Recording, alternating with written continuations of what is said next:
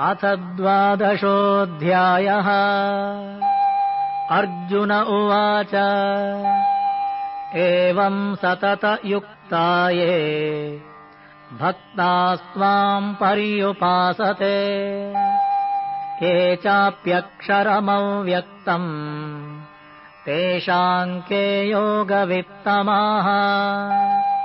श्रीभगवानुवाच मय्यावेश्य मनो ये माम् नित्ययुक्ता उपासते श्रद्धया परयोपेताः ते मे युक्ततमा मताः।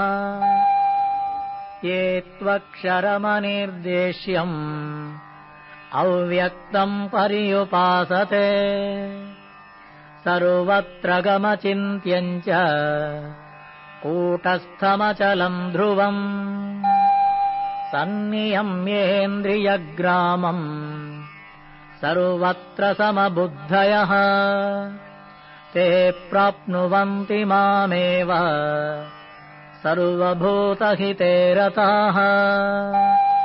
क्लेशोऽधिकतरस्तेषाम् अव्यक्तासक्तचेतसाम् अव्यक्ता हि गतिर्दुःखम् देहवद्भिरवाप्यते।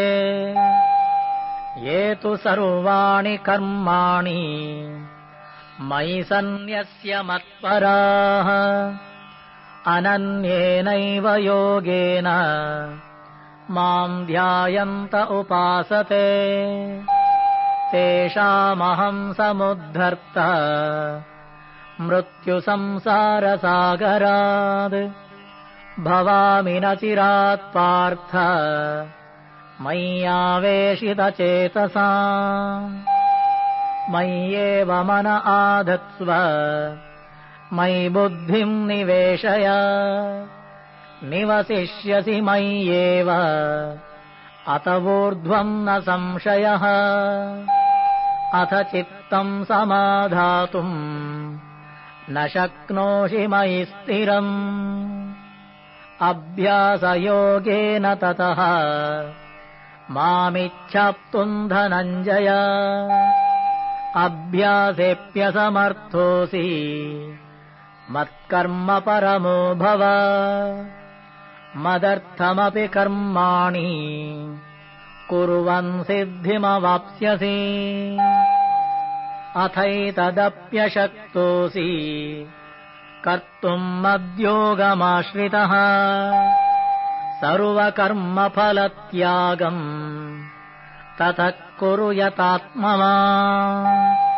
श्रेयो हि ज्ञानमभ्यासात् ज्ञानाध्यानम् विशिष्यते ध्यानात् कर्मफलत्यागः त्यागाच्छान्तिरनन्तरम्। अद्वेष्टा सर्वभूतानाम् मैत्रः करुण एव च निर्ममो निरहङ्कारः समदुःखसुखक्षमी सन्तुष्टः सततम् योगी यतात्मा दृढनिश्चयः। मय्यर्पितमनो बुद्धिः यो मद्भक्तः स मे प्रियः यस्मान्नो द्विजते लोकः लोकान्नो द्विजते च यः। हर्षामर्षभयोद्वेगैः मुक्तो यः स च मे प्रियः। अनपेक्षः शुचिर्दक्षः उदासीनो गतव्यतः सर्वारम्भपरित्यागी यो मद्भक्तः स मे प्रियः। यो न हृष्यति न द्वेष्टि न शोचति न काङ्क्षति शुभाशुभपरित्यागी भक्तिमान् यः स मे प्रियः।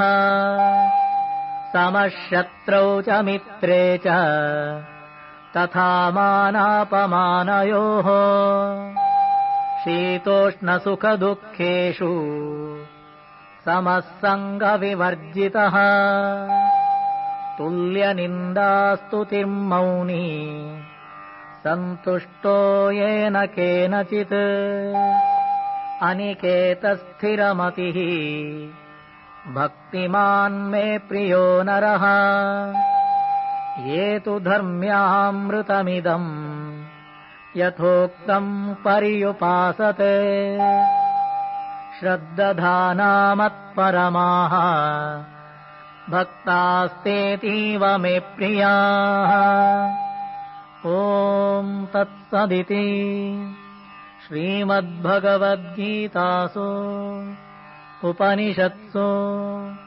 ब्रह्मविद्यायाम् योगशास्त्रे श्रीकृष्णार्जुनसंवादे भक्तियोगो नाम 12.